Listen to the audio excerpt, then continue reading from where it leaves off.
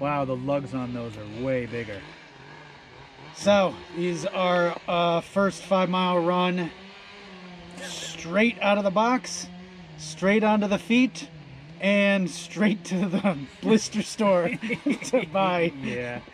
Yeah, Band-Aids. super narrow, and that's obvious. I put my foot in these, and you can actually see my little toe bulging out the side. Yeah. It was sticking out a little bit, and I definitely have a right on the top of the pinky toe.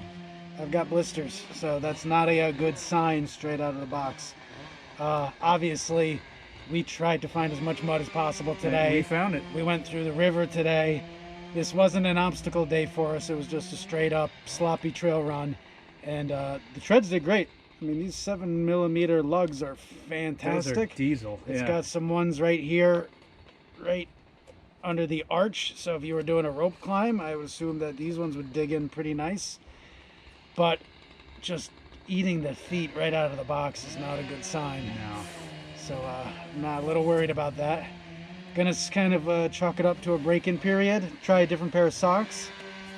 And just kind of try a couple things. So not ready to give up on them yet. But kind of hoping they would be a little bit nicer out of the box.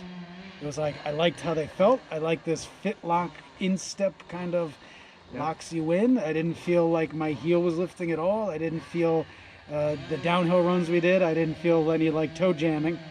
So overall, I thought that part was really nice. It was like drainage on these are the iRock 3s. To me, was very good. There was a little bit right when we came out of that water hazard there, where I felt like there was water right here, but then it drained out. Okay. So it's like it definitely feels like it's not 100% mesh. There's definitely like a membrane on the inside. I can feel it. It's almost like a little slippery, but it's still like a fabricy mesh feeling on the top here. Would have been nice if they maybe had some drainage holes like the Spartan shoes do. Definitely better than the Spartan. There's much more underneath, so you don't feel much of anything. So I thought that was a really nice ride. So you could step on rocks and roots, and your feet didn't feel like they were getting their asses kicked. So that's cool. But that narrowness is I mean, that's gonna be a potential game stopper for these. Yeah. So I don't know what to do about that. So those socks that we've both been using the same exact socks. And really like those socks, but maybe they just don't do well with these shoes. They were doing well with the Ultras. It was like you were running like those peak mid boots, and I was running in the Olympus 4s, and it's been doing good for those. So I was just looking for something with a little bit more aggressive lugs. This definitely has them, but not at the cost of eating my feet. So these are the iRock 3s. You're wearing the Extremes. What did you feel? Yep. So, am I going over there? Yeah. All right. So, here we are with the Extreme. This was my first venture into low cuts. Oh, look for the other 3 horsemen of the apocalypse. You've been you've always been anti low cut guy. Switched to low cut, and you know what? For the most part, I had a good experience, at least with the low cut. You mentioned the Fitlock system of the lacing over here. I felt very secure. Okay, I had no heel raise, so that was a plus. Right. My lugs are not as aggressive as yours.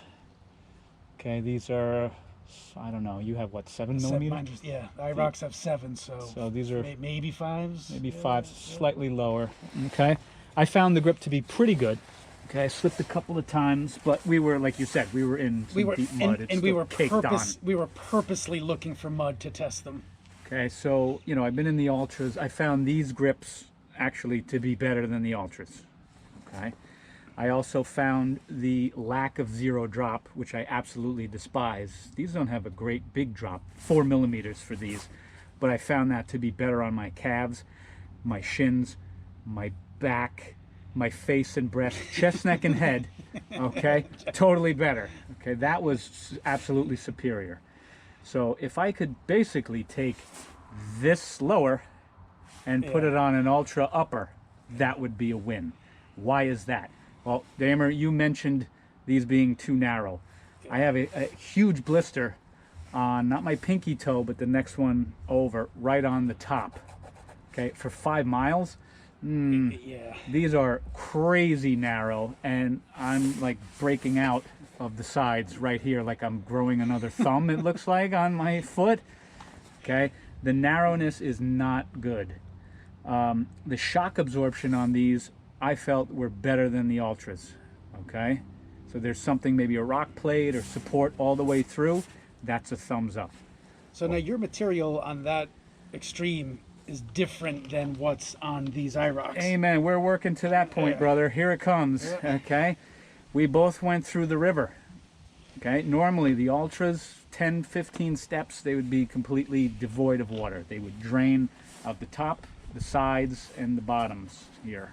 Okay, these things were sloshing.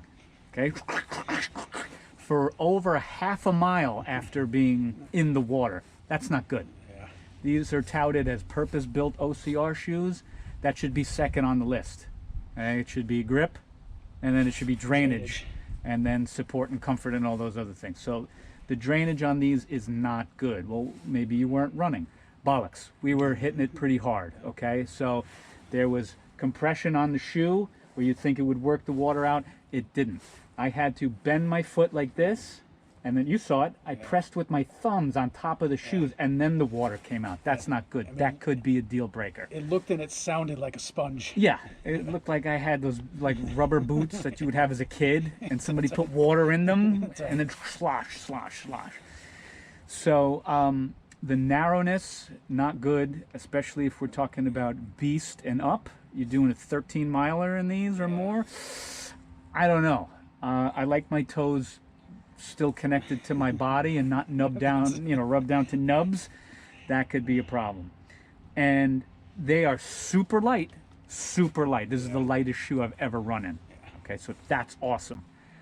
But it's negated by the fact that when it fills with water and you're stuck with it super for heavy. over half a mile, it's like running in a different pair of heavier shoes. Not good. So what I would love to have seen is a wider toe box, or just wider all around. Yeah. Okay, keep the grip, keep the shank, keep the lacing system. All awesome. Yeah. Keep the weight if you can. Great. I could even pass on the ankle support, though I would prefer not to.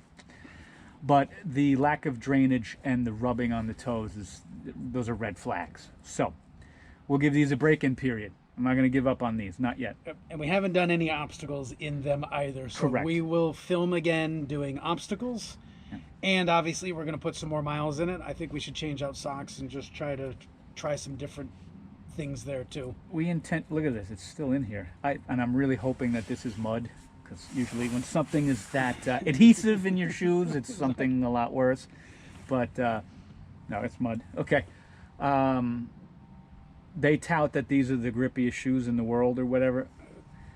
I don't know if that's true, but they are they're grippy. We hit the mud up, down, lateral, pitch and roll. They were really good. I was impressed. So good on them. They might be living up to the hype there. They just got to take this and get rid of this, or change this. Yeah. This could be better. So at the moment, if you have narrow feet, it's Great. If you got pipe cleaner feet, it's right. These are going to be awesome. Enjoy. right. If your feet basically look like the bottoms of ice skates, like the blades, you're going to be fine. But if you have mammalian feet, if you look like a mammal of any sort, including a man or a woman, you're going to feel a little bit of rubbing going on. So overall, I would give these maybe a 7. Yep. So Okay. let's see how obstacles and the break-in period go. Yep. So this is just, I guess, part 1 of a Right out of the box. multi-part video. Yeah, exactly. So look for an updated review on these soon, and we'll keep at them. But Yep. it just goes to show you, again, there is no perfect shoe. Yeah, there's We no have not found it yet. There's no win. Yep, so this is the VJ Shoes. It's vjshoesusa.com. This is the iRock 3 that I was wearing. And Mac over there is wearing the Extremes. Extremes. So both are OCR geared or built, designed shoes. So One more time, close for the camera. yeah. So I think pretty much a win, other than the narrowness, but that could be a deal breaker.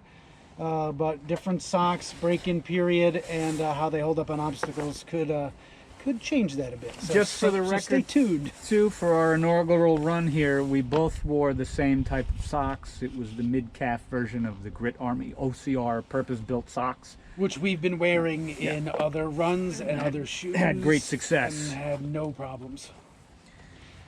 So stay tuned, everybody. And as always, thanks for watching. This has been Damer and Mac for OCR Kings, and reminding you, as always, train hard, Have fun. have fun.